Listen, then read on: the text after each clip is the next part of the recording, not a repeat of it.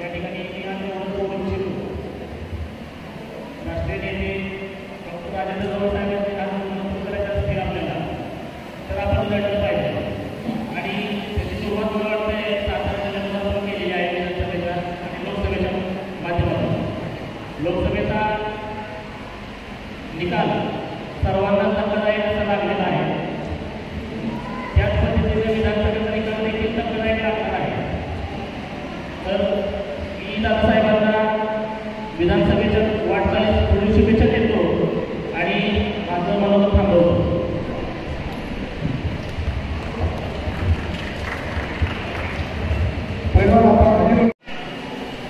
काही गोष्टी या ठिकाणी गेल्या 10 वर्षामध्ये ज्या घडलेल्या आहेत त्या गोष्टीचा या ठिकाणी वापर केल्याशिवाय मला राहत नाही. आणि म्हणून आज या ठिकाणी आपल्याला सर्वांना विश्वास करण्याची वेळ या ठिकाणी आलेली आहे. त्यांना मिळालेली वेळ या ठिकाणी आलेली आहे. 2014ला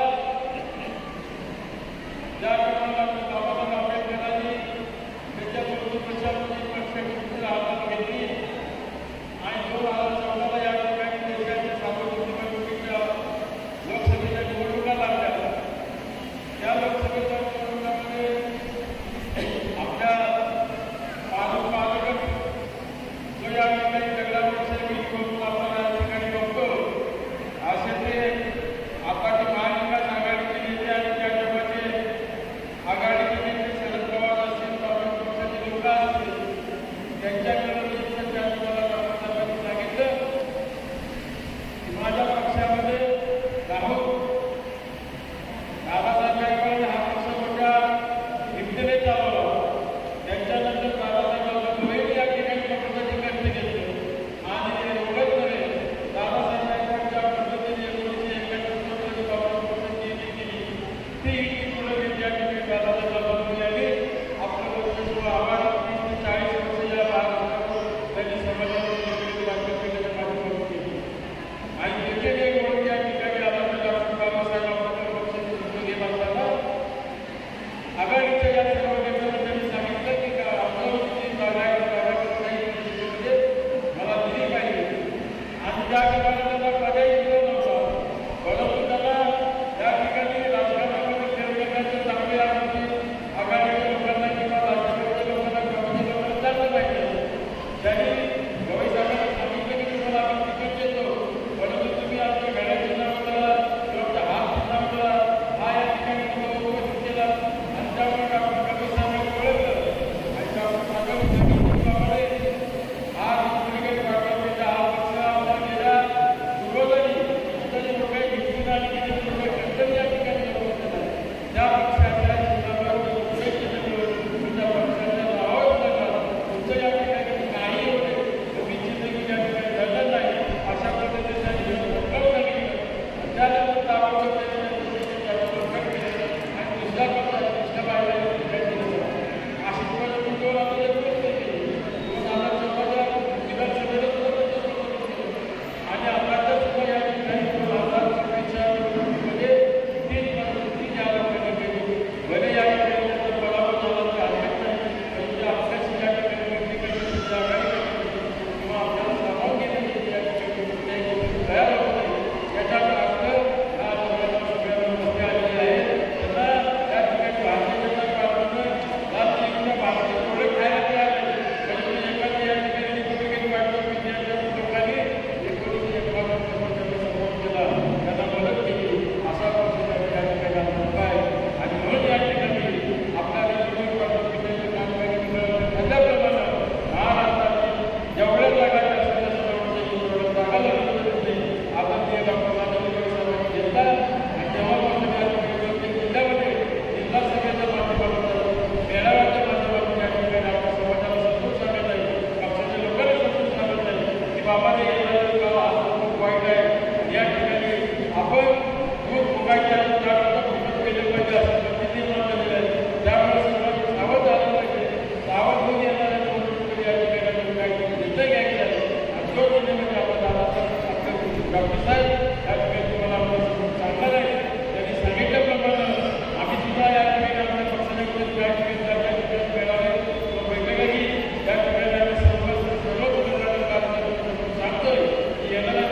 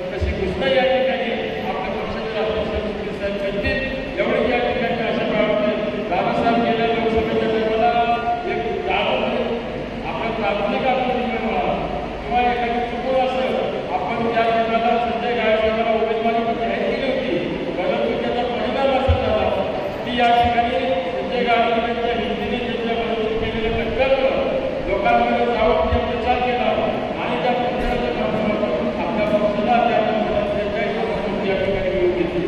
हा मला एक प्रश्न या ठिकाणी पडतो की भलेही आपल्याला तांत्रिक अडचणीमुळे आपल्याला या ठिकाणी संजय गाडगीळांना देवी फॉर्ममध्ये आला नाही, ही बाब जरी या ठिकाणी खरी असते तरी सुद्धा आपला या ठिकाणी देवी फॉर्म न मिळालं पक्षाचं खूप मोठं नुकसान या ठिकाणी आपण झालं आहे असं मला वाटतं. त्यामुळे येणाऱ्या निवडणुकामध्ये पक्षाचे जेवढे उमेदवार या ठिकाणी आले त्या उमेदवाराला देवी फॉर्म देण्याचे अधिकार, देवी फॉर्म सह्या करण्याचे अधिकार तुम्हाला या ठिकाणी आहे, परंतु देवी फॉर्म देण्याचे अधिकार हे जिल्हा अध्यक्षाला या ठिकाणी आहे. जिल्हा अध्यक्ष सर्व उमेदवार त्या उमेदवारांना अधिकार तुम्ही द्यावा अशी मी या ठिकाणी विनंती करतो आणि माझं वाढत झालेलं भाषण थांबवण्याचे निर्णय घालतो. पशुभागी असलेल्या कार्यक्रमाच्या अध्यक्षांचा आदेश आहे. या ठिकाणी ससाने मॅडमच्या कन्व्हेनर अध्यक्ष उपाध्यक्ष यांचंही मनपूर्वक स्वागत.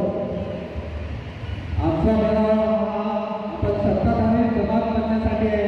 मेळावा आहे चंद्रकांत विधानसभेत पोहोचवायचा आहे. आशुतोष वाघमारे यांना विनंती करतो की त्यांनी आपलं मनोगत व्यक्त करावं. विद्यार्थी आघाडी अध्यक्ष आशुतोष वाघमारे.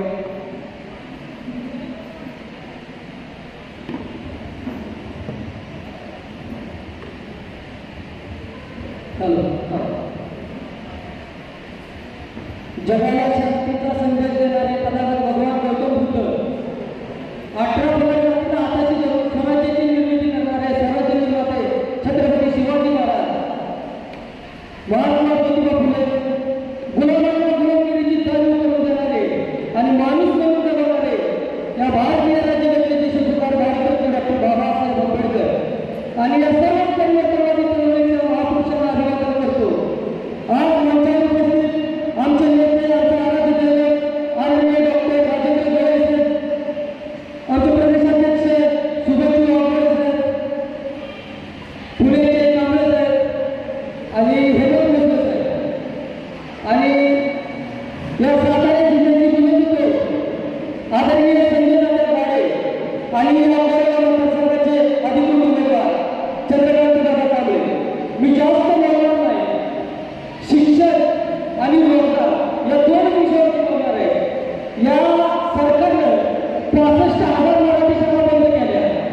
ज्या मराठी शाळेमध्ये बहुजनांची मुलं शिकतात तिथं कुठल्याही मोठ्या वर्गातली कोणी मुलं शिकत नाही. या बहुजनांना शिकण्याची संधीच मिळाली नाही पाहिजे आणि इथल्या बहुजनांमुळे आपण कसं राज्य करता येईल हे या इथल्या सरकारने व्यवसायातून या 65,000 मराठी जिल्हा परिषदेच्या शाळा बंद केल्या आणि रोजगार उपलब्धच करून दिला नाही. तर तो कालांतराने लाचार नव्हे आणि लाचार झाल्यावर त्या पैशाची गरज जेव्हा लागेल तेव्हा त्याला विकत घेता येईल. ही भूमिका या सरकारच्या डोळ्यासमोर त्यांनी रोजगार आणि शिक्षण या दोन्हीला फळा घातलेला आहे. मी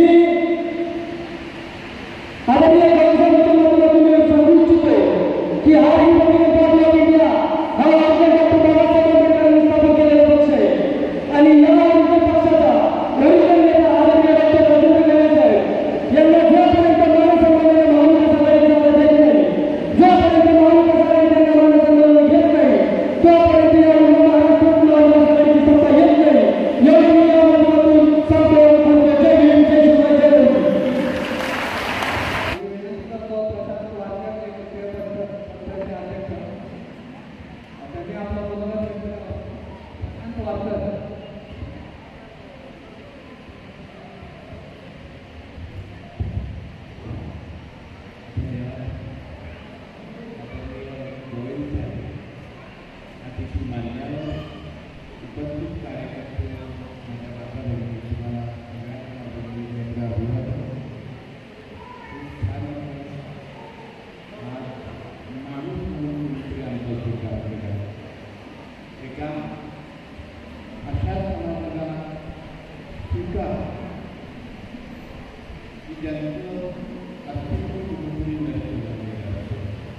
घरातून समाजातून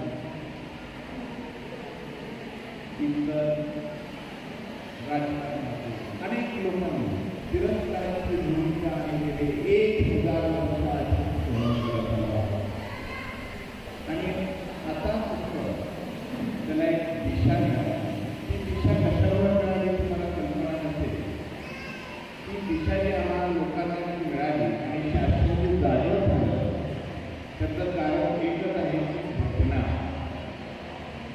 आमच्या आयुष्याशी सुद्धा जुळली आहे आणि माणूस म्हणून जगण्याचा संविधानामध्ये जो अधिकार आहे ज्याला आपण मानव अधिकार म्हणतो त्या एका वाक्यावर तृतीयपंथी संघटना उभी राहिली.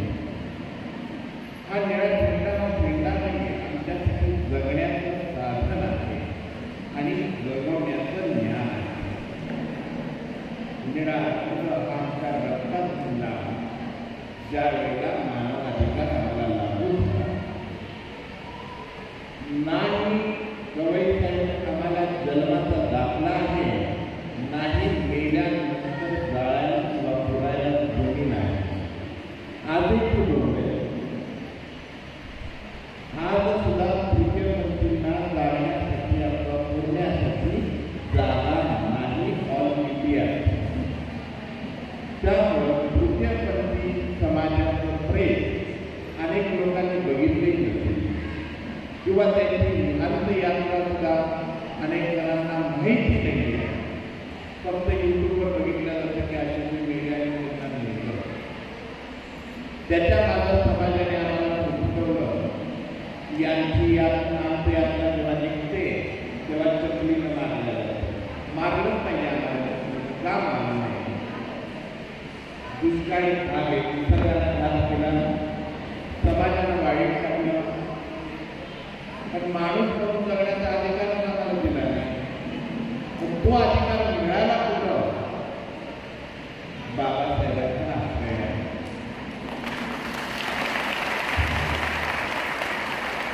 त्या आश्रयाची जाणीव माझ्यासाठी सातारा जिल्ह्यात एक रोपटं उभं केलं आणि सहज सुरू झाला आणि वाक्याने गाडा आम्ही आहोत.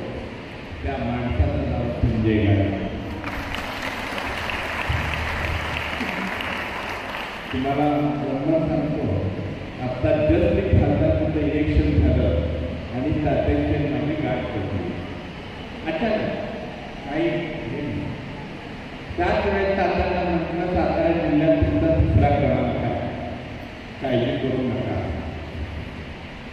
आणि खासदार साहेबांच्या विरोधात माझी फार मोठी बाईट करत होती. ती बाईट एवढ्या जोरात केली 9 लाख लोकांनी केली. म्हणजे खासदारांना पाडायला त्यांच्या लोकांना इथे होता लागला. माझी एकच विनंती, माझ्या एका बाईटतून एका खासदाराच्या 2-2.5 लाख मतं फिरत असतील तर काम केल्यावर आम्ही काय लक्षात येतो? हे खासदारांनी लक्षात घ्यावं आणि आमदारांनी. आज आमच्यासाठी काम करायला जो तो भरपडतो तो आमच्यासाठी काम करत नाही आहे. आज जे काही पदाधिकारी आहेत शासनामध्ये ते फक्त स्वतःचा खिसा करू शकतात. घरकुल आधार कार्ड ह्या सगळ्या गोष्टी लाभच येतो व्हायचं आहे. जिथं जगण्याचा मूलभूत अधिकार आम्हाला मिळाला नाही तिथं आम्ही अपेक्षा तरी कशी करावी. आज खूप वर्षानंतर राजकीय व्यासपीठावर आमंत्रण आलं, बोलवून आलं, आनंद वाटला की कुठंतरी स्वीकारायची प्रतीक्षा संपली, आता स्वीकार होतोय, तो करावा. माझी एकच इच्छा आहे, आपण राष्ट्रीय नेते आहात, कुठलंही बोलणं माझं झालेलं नाहीये. हे अचानक मी बॉम्ब टाकतोय. चंद्रकांत दादा आमदार म्हणून निवडून जातील यासाठी आपण सगळे प्रयत्न करू. पण माझी तुम्हाला कळकळीची विनंती आहे, मला कुठलंही पद नको, मला कुठलाही पक्ष नको, मला आयुष्यभर तात्यांच्या कर्मीला धरता आलं तरी खूप झालं. पण एकच इच्छा आहे, राज्यपालांची आपण गाडी खाली आणि 12 स्वीकृत आमदारांमध्ये एकतर तात्यांना बसवा नाही तर चंद्रकांत दादांना बसवा. पण आपल्या पक्षाचा नेता त्या 12 जणांमध्ये तरी जाऊ दे. जनता शाही होईल तेव्हा बघू, पण 12 आमदारांमध्ये निघाल्यामध्ये 2 तरी जाऊ दे ना, का नको? आनंद आहे का तुम्हाला? आता काय करतील ते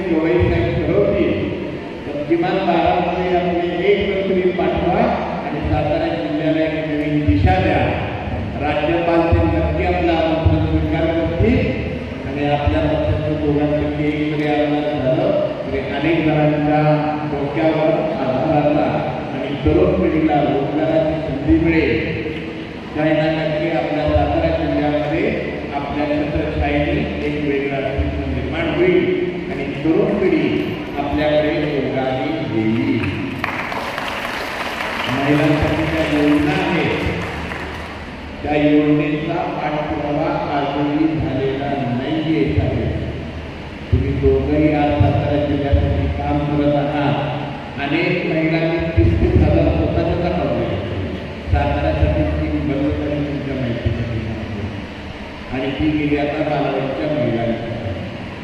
सगळ्यात जास्त पैसे आले नाहीत ते आपल्या समाजाच्या लोकांना आले. लाडकी बहीण होती आता बेवारशी बहिणीची वेळ आहे. तर बहीण बेवारशी करायची का बहीण पुढं घेऊन साथीदार करायची का राष्ट्राची या राष्ट्रहिताची आणि राष्ट्र एकतेची ते आपण करावं.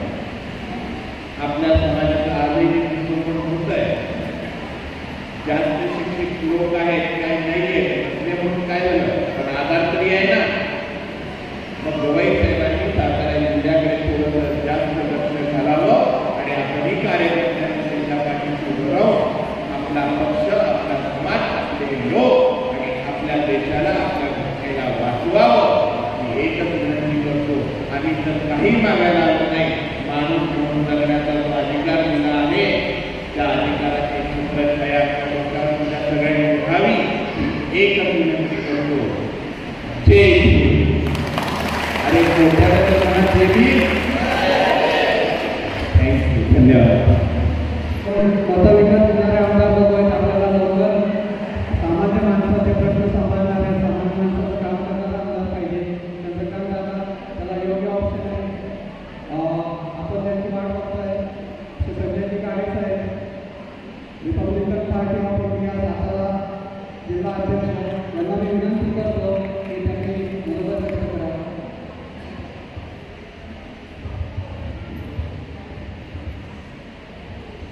हॅलो संजय गाडे साहेबांना नम्र विनंती करतो की आपले जे आपण नवीन ठरवलेले उमेदवार आहेत त्यांना इथे उपस्थित करावं. साहेबांबरोबर सगळ्यांच्या फोटो काढावा.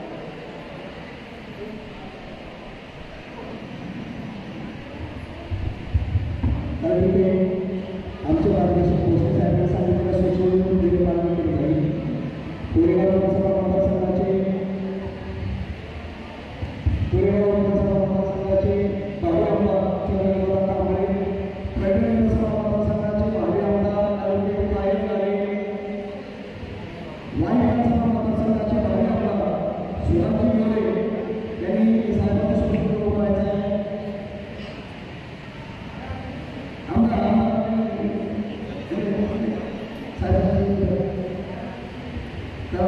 स्वतःच आहे.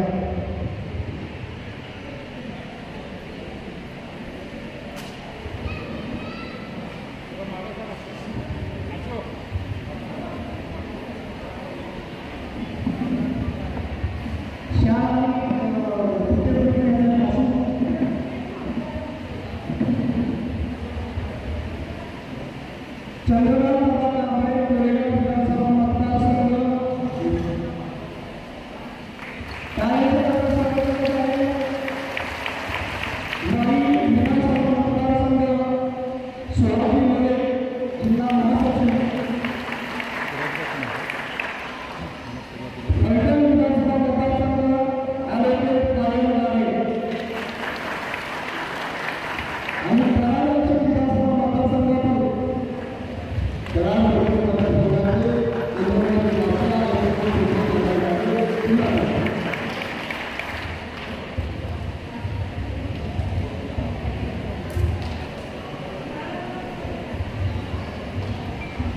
या ठिकाणी आमचे मित्र विनायक सुजाव उपस्थित आहेत. चेंडू कमिटीचे प्रसून उपस्थित आहेत.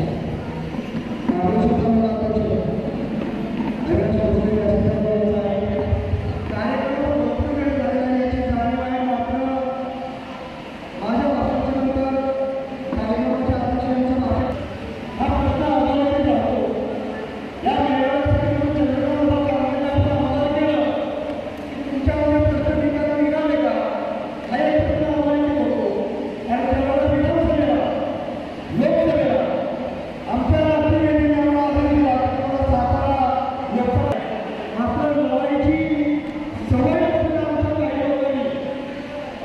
वेगळ्याच भावनेने पाऊस सुरुवात केली. काही नाही, इथं बोलून मला आवाज नसतील, कुठेतरी नागरिक नसतील पाठीमागे घेतलं. उमेदवार असं आला तरी त्याचा होता उमेदवार घ्यायच्या दिवशी 100% माघारी घेतलं आणि माघारी घेतलं. आमचं विषय ठरलेलं होतं की आम्हाला माघारी आहे. शेवटी माघारी घ्यायची तारीख संपली. नंतर मग 24 कमावली उठली गेली की नाही आता हे कोणातरी पाठिंबा देतील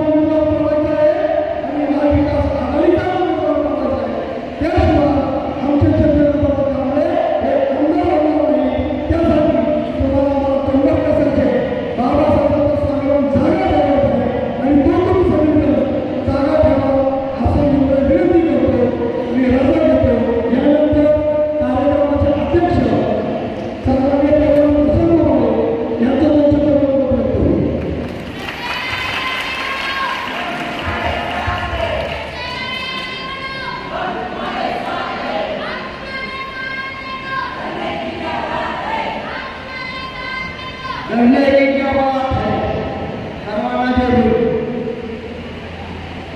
डॉक्टर राजेंद्र गोरे साहेबांच्या राष्ट्रीय नेतृत्वाखाली कोरेगाव तालुक्यामध्ये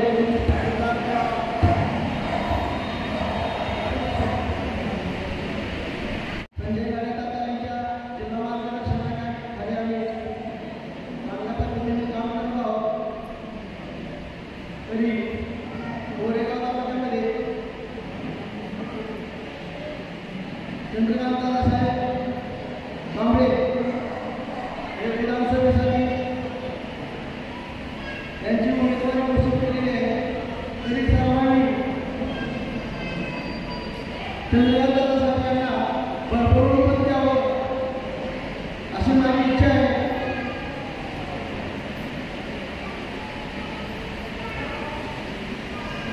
आणि मी माझं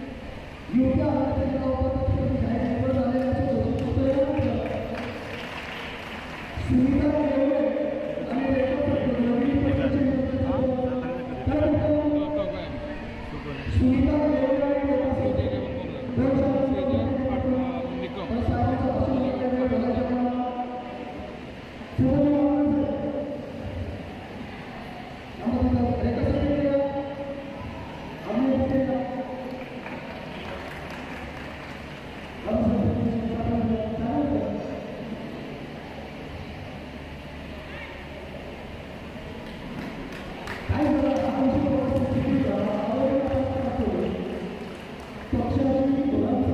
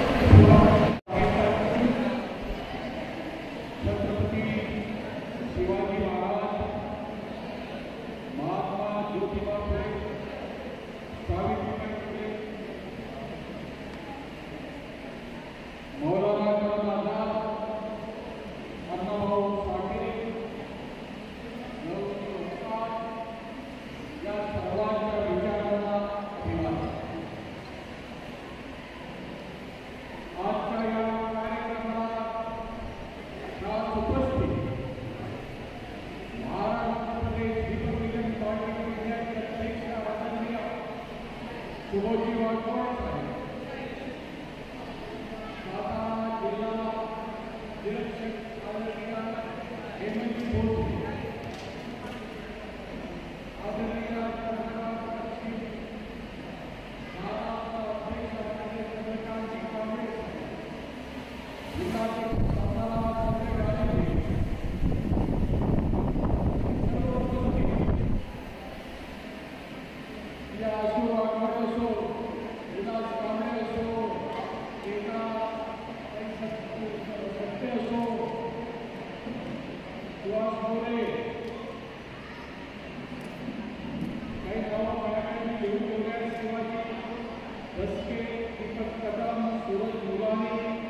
किशोर कुमार ईशान भोसले कविता येवले पायलताई अब्दुल्ला दावे साधनाताई गायकवाड शंकरराव उईके प्रकाश कांबळे धोत्रे दिलीप कराड गोविंद कराड प्रकाश आवडे संगीता आवडे रेणुका पायचराव माने चंद्रकलाताई काळे रेणुका गायकवाड जरांदा पुण्यावर आलेल्या आमचे रविभाऊ कांबळे प्रशांत वाडमारे सगळं झालं काही सुटले का सर्वात महत्वाचं म्हणजे तुम्हाला ऐकलं पुढे या माहितीचा प्रॉब्लेम आहे की आपल्याला नक्की माहिती आहे कारण तुम्ही काय तर तुम्हाला ऐकायचं आता तुम्ही सगळे पत्रकार पत्रकार बोलतो आता संध्याकाळ नावाने बोलू झाला तुमचे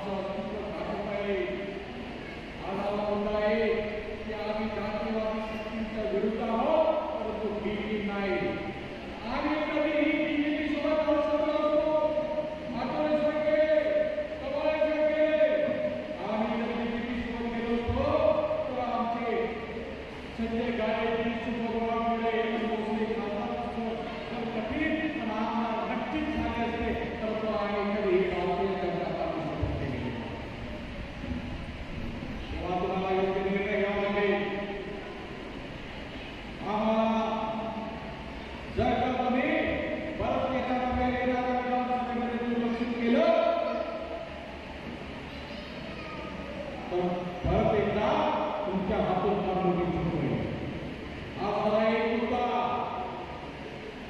दुसरा मुद्दा असा की काही लोक बोलले, अरे हे तुमच्याबद्दल कुठे होते, हे तुमच्याबद्दल होते, तुमच्याबद्दल मुद्दाही चिंतेत होते. आम्हाला ते 37,000 मत मिळाले. ते तुम्हाला वाटते तुमच्याकडचे मत आहे.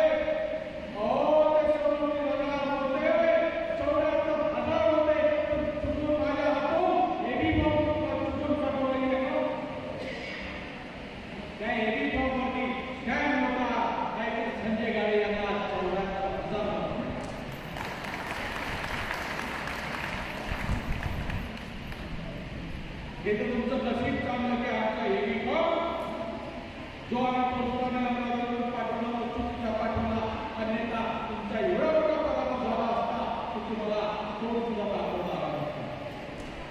आणि तरी सुद्धा जर तुम्हाला वाटत असेल की तुतारीमुळे मत मिळाले, विषाची चव आपल्याला घ्यायची असेल तर आम्ही आज हे उमेदवार उभे करू आणि किमान आमची आधार घेऊन टाकू.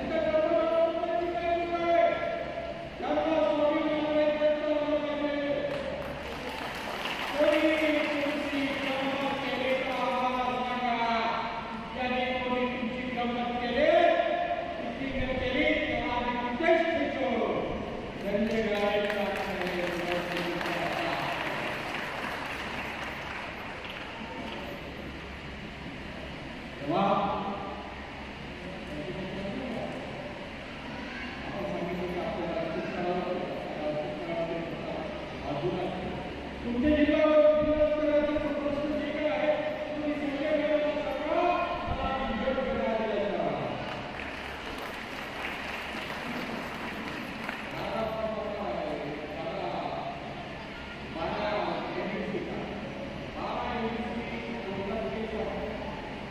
आणि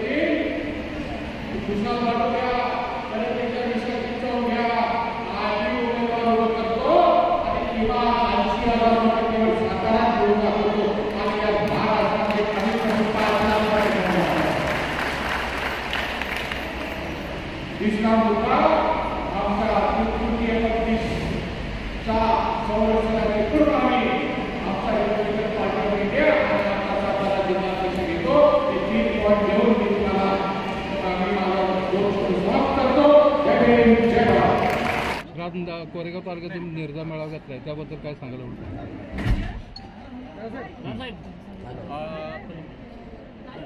आज सातारामध्ये रिपब्लिकन पार्टी ऑफ इंडियाची काय ताकद आहे हे दाखवण्यासाठी आम्ही सातारा जिल्ह्यामध्ये रिपब्लिकन पार्टी ऑफ इंडियाचा मेळावा घेतलेला आहे आणि आज जो प्रचंड जनसमुदाय जमला त्यावरून सिद्ध होते की आमची काय ताकद आहे. आम्ही जातीयवादी शक्तींसोबत नाही, परंतु जर आम्ही दुर्लक्षित केलं तर आम्हाला आमचं अस्तित्व दाखवावं लागेल. मग त्यांना कोणाला जर आम्हाला वाटत असेल तर खुशाल बी टीम म्हणा, पण जर आम्हाला तुम्ही दुर्लक्षित करीत असाल तर आम्ही आमचे उमेदवार उभे करू. काही चर्चा अशी सुद्धा झाली की आमचा जो उमेदवार सातारा ज्यांना 37,000 मतं भेटले ते 37,000 मतं तुतारी चिन्हामुळे भेटले. मी त्यांना सांगतो ते 37,000 मतं नाहीच, 74,000 मतं भेटले असते, पण चुकून मी जो पोस्टाने एबी फॉर्म पाठवला त्याच्यावरती स्टॅम्प नव्हता, एबी फॉर्म रिजेक्ट झाला. एबी फॉर्म रिजेक्ट झाला नसता आणि ते पुरस्कृत कॅन्डिडेट नसते आणि ते जो जिल्हाध्यक्ष आहेत अनेक वर्षापासून आहेत तर 74,000 मतं भेटले असते. आणि सर्वात महत्त्वाचं यावरती सुद्धा जर तुम्हाला विषयाची चव घ्यायची असेल तर सातारा जिल्ह्यामधील सर्व विधानसभेचे आम्ही उमेदवार उभे करून किमान 80 ते 1000 मतं आम्ही मिळून दाखवू आणि या पूर्ण महाराष्ट्रामध्ये 5 लाख मतं मिळून दाखवू. याचा अर्थ असा होतो की तुम्ही गतविजय त्या खासदारांना आव्हान देत आहे, चॅलेंज देत आहे? आम्ही कोणाला चॅलेंज देत नाही, आम्ही एकच सांगतोय आम्ही आमचं अस्तित्व दाखवतो. आम्ही कोणाला कमी लेखत नाही, आम्ही सगळ्यांचा आदर करतो, आम्ही आमचं अस्तित्व दाखवतो. Okay sir.